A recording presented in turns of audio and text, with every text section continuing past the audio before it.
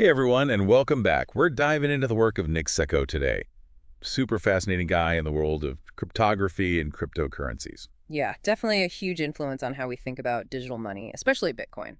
Definitely. I was looking over the material you sent, and I gotta say, I'm really excited to unpack this. It's good stuff. It is. Ever wonder why ancient civilizations use seashells as currency? Mm, It sounds crazy, yeah. but Szabo actually looked into that. And his insights are, well, let's just say they can help us understand how money, in any form, gets its value. Absolutely. It's fascinating, right? For anything to actually work as money, it doesn't matter if it's seashells or Bitcoin, it needs to tick certain boxes. The Szabo was all about that. It's like he made this checklist for, well, what makes money? Like a secret code hidden within the history of money. So Mm. how do we crack this code? What's step one? Okay, so one of the most important things is scarcity.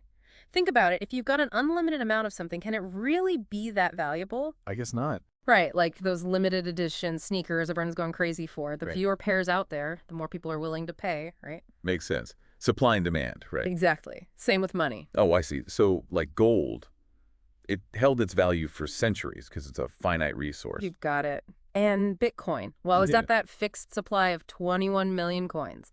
Digital scarcity built right in. Makes you think about today's economy, Oh, good. all this talk about inflation. Yeah, Szabo saw this coming ages ago. When governments can just print more money whenever they want, the value of the currency that's already out there, it gets diluted. Right, like your money's worth less. Exactly. And Bitcoin, well, that built-in scarcity, that's a direct answer to that whole problem. Like a safeguard against inflation, woven right into the code. Okay, so scarcity, check. What else is on Szabo's list? Durability, super important. Money's got to stand the test of time. You don't want your cash disintegrating in your wallet, right? That'll be a problem. Yeah. And historically, gold's been the go-to. It's pretty much indestructible. But what about digital money? How can something that doesn't even physically exist be durable? Good question. Well, that's where Bitcoin's design gets really clever. Being digital actually makes it incredibly tough. No wear and tear like with paper money. And as long as that blockchain, the tech behind it all stays secure, Bitcoin's safe and sound. Like a digital vault protecting its value. Yeah. Okay, so scarcity, durability. Mm. What else is there? Portability. Imagine walking into a coffee shop and trying to pay with a gold bar. Yeah. Huh. Yeah. Not very practical. Nope. Money needs to be easy to move around across town, across the world, wherever. I definitely wouldn't want to lug a gold bar around in my pocket. Hmm? Bitcoin, though, you can send it anywhere instantly, right? Like just a few taps on your phone. Exactly. No more physical limitations. It's like sending an email. Quick, efficient, no borders. Makes global commerce way more streamlined. Okay, so we're building quite the checklist here. Scarcity, durability, portability. What's next? Visibility. You wouldn't pay for a loaf of bread with a whole gold coin, right? I mean, I wish I could, but No, haha. We need to break money down into smaller units for everyday transactions. Makes everything smoother. right, like dollars and cents. Exactly. And Bitcoin totally nailed it. How so? It's divisible up to 8 decimal places. These tiny little units are called satoshis. Super flexible, even for those tiny online transactions. Oh, like micropayments even. Yeah. Yeah. You could buy like one song online or pay for a small service without having to use a huge amount of Bitcoin. Opens up a ton of possibilities. So many possibilities. Yeah. What else do we need to consider? Fungibility. Fungibility. Okay. It sounds complicated, but it just means that each unit of money is interchangeable with another unit of the same value. Oh, right. So like $1 bill is as good as any other. Gotcha. Yeah. But how does that work with Bitcoin? It's all digital. Think of it like pure gold coins. Each one's as valuable as any other with the same weight and purity. That interchangeability, it's crucial for a stable money system. And Bitcoin, every single coin is digitally identical. Perfect fungibility. Ah, I see. So there's no such thing as a rare or special Bitcoin that's worth more than the others. Nope, everyone's on a level playing field, digitally speaking, of course. This is so insightful. What's the last thing on Szabo's list? The final property. Verifiability. How do you know that the money you're getting is the real deal? Yeah, you don't want to end up with counterfeit cash. Exactly. Well, Bitcoin has a really cool way of dealing with this. The blockchain, remember? Right, that massive digital ledger. It keeps track of every single Bitcoin transaction ever made. Makes it insanely hard to create fake Bitcoin because every single transaction is out in the open, totally verifiable. It's like a huge open security system. Always watching, always checking. Incredible. And that level of transparency and security, Yeah. traditional financial systems just can't match it. Wow. We've gone from ancient seashells to the inner workings of Bitcoin. This is just the start of our deep dive into Szabo. What's next? Well, next up, we're going to explore Szabo's mind-blowing idea of smart contracts. Oh, yeah, I've heard of those. They could revolutionize how we deal with money and value. Plus, we're going to uncover those crazy connections between those ancient shell currencies and, you guessed it, modern cryptocurrencies. You won't want to miss it. Wow, I'm still trying to wrap my head around everything we talked about. It's amazing how these properties of money, they apply to everything, from ancient seashells to Bitcoin. It really is. And Szabo, he didn't stop there. Oh, there's more. Oh, yeah. He came up with this groundbreaking concept called smart contracts. Ah, smart contracts. I feel like I've heard that term, but to be honest, it's always seemed kind of like science fiction to me. Well, it's a pretty futuristic idea for sure, but it's becoming more and more real. Imagine a digital vending machine for value. You put in your input, and the contract automatically spits out the agreed-upon output. No middleman needed. So, like, I buy something online using this smart contract, and the code just, like, automatically releases the payment once I get the item. You got it. It's a self-executing agreement, all written in code. So I don't need to rely on, like, a company or a bank to handle the transaction. Nope. The beauty of it is you don't have to trust a third party. The code itself makes sure everything happens as agreed. That's wild. So it's not just about buying and selling stuff online. Oh no, Szabo saw way more potential than that. Streamlining supply chains, creating more secure voting systems, even complex financial agreements like derivatives. Wow, a lot of possibilities. Yeah. But how do these smart contracts connect back to money and cryptocurrencies? Well, Szabo actually saw digital currencies as like a natural evolution of smart contracts. You could say cryptocurrencies like Bitcoin are basically a form of smart contract themselves. Really? How so? Well, they allow these secure, transparent transactions that just happen automatically based on the rules coded into the blockchain. So, like, when I send Bitcoin to someone, there's a mini smart contract making that happen. That's kind of blowing my mind right now. That's exactly what's happening, and it has huge implications. We could create entirely new financial systems, more efficient, more secure, more accessible. Like rewriting the rules of finance. But let's go back to those seashells for a sec. I'm still curious about how those actually worked as money back then.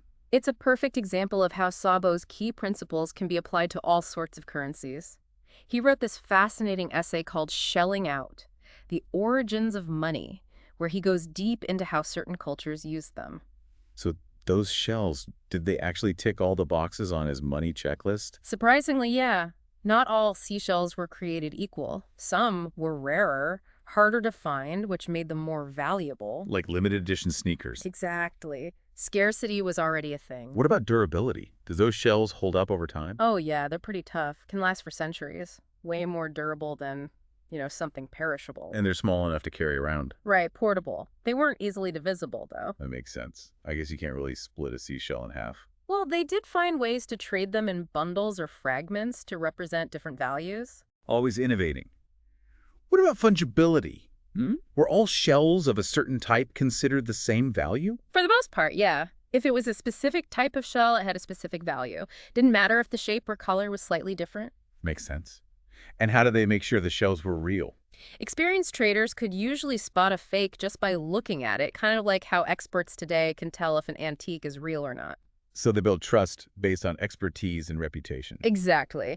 And what's really cool is that Szabo saw this direct connection between those early shell currencies and modern cryptocurrencies. Wait, really? He did. Shells were a big innovation for their time. And now we have Bitcoin. Same essential properties, scarcity, durability, verifiability, but it's all done in this programmable, secure way. So, like, Bitcoin is the digital seashell of our century. That's fascinating. But there's one thing we haven't talked about that seems really important for understanding how Bitcoin works, proof of work. Can we dig into that a bit? Definitely. That's where we'll pick things up next time. Okay, so proof of work. It sounds kind of intimidating, if I'm being honest. It is a bit technical, but it's really at the core of what makes Bitcoin so special. Right, lay it on me. Imagine, this massive competition, but it's all digital. Computers racing to solve super complicated math problems. Like a digital treasure hunt. The prize being Bitcoin. Yeah, that's a good way to think about it. Cool. So you've got these digital prospectors, we call them miners, and they're all competing to add the next block of transactions to the blockchain.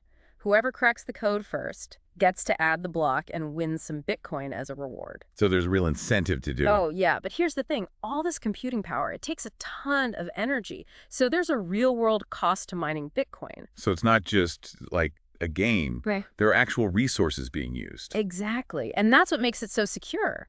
Szabo realized that for digital scarcity to actually work, it needed to be tied to real-world effort, just like mining gold or any other precious resource. So it's like they're expending real energy to get this digital value. You got it. And because mining Bitcoin is so computationally expensive, it makes it almost impossible for anyone to control the whole network. So no one person or group can, like, manipulate the system. Right. That's where decentralization comes in. It's spread out among so many different miners. Okay, that makes sense. But I've heard that proof of work uses a ton of energy. Isn't that bad for the environment? It's true. Proof of work does use a lot of energy, and that's something a lot of people are concerned about.